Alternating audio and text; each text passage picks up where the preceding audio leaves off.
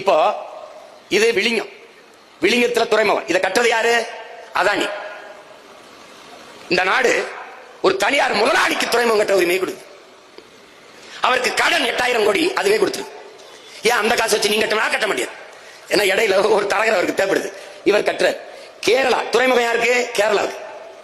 துறைமுகம் யாருக்கு? கேரளாவுக்கு. ஆனால் இந்த துறைமுகத்தை கட்டுவதற்கு 80 லட்சம் டன் கற்கள் தேவைன்னு என்னுடைய தாயின் மாறை கன்னியாகுமரியில இருந்து எடுத்துட்டு போறான். இருங்க, அப்படி கன்னியாகுமரியில இருந்து எடுத்துட்டு போறான். ஏன் நீ கேரளாவில் மலை இருக்க ஏன் வெட்டல?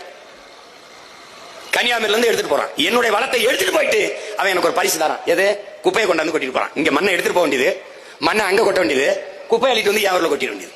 அப்ப என்னுடைய தாய் நிலத்தை வள கொள்ளைக்காடாகவும் குப்பை மேடாகவும் மாற்றுகிறார்கள், மாற்ற அனுமதிக்கிறார்கள் திராவிட ஆட்சியாளர்கள். இந்த மாடலுக்கு பேர் தான் திருட்டு திராவிட விளம்பர மாடல். விளம்பர மாடல். இதுல எதுவுமே தெரியாதவன் நாட்டை அதிகாரத்தில் உட்கார்ந்து ஆண்டுகிட்டு பாரு குப்பையை பத்துக்கு. அவன் நமக்கு கொடுத்த பரிசு இது. கொஞ்சம் தான் நினைக்காத.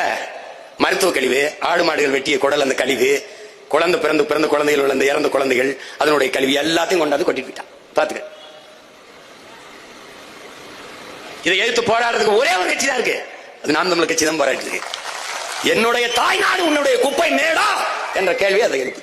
நம்ம மட்டும்தான் கேட்கிறோம்.